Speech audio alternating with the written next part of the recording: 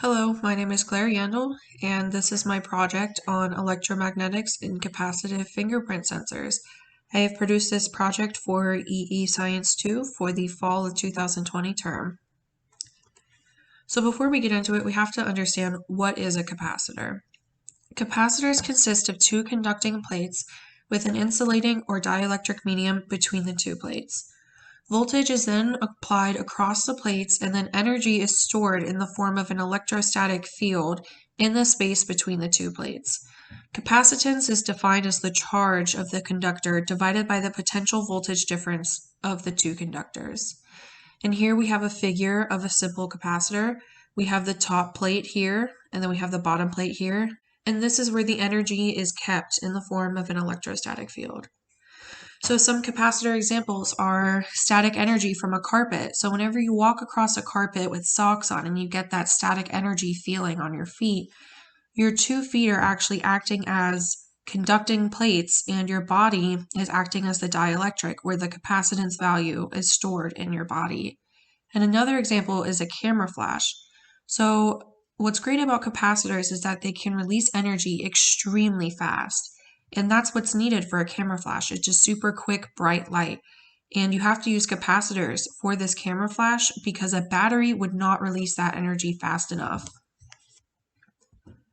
So what are capacitive sensors? Capacitive sensors are sensors that use capacitors to measure and detect things that have a dielectric value that is not equal to the dielectric value of air. These sensors create their own electric field around them and measure the effects that nearby objects have on that sensor's field. Capacitive sensors are used to measure things like position, force, humidity, acceleration, fluid levels, and of course, fingerprint and imaging.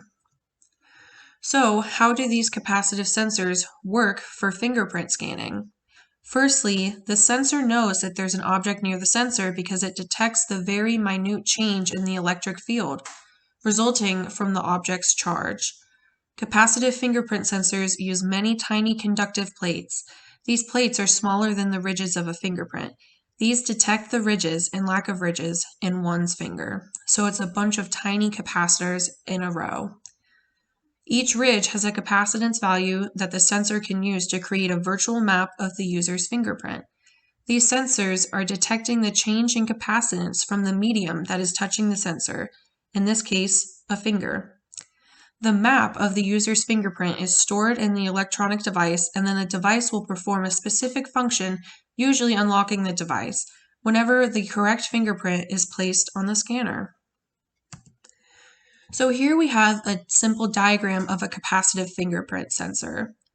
Here we have the top conducting plate and we have the bottom conducting plate.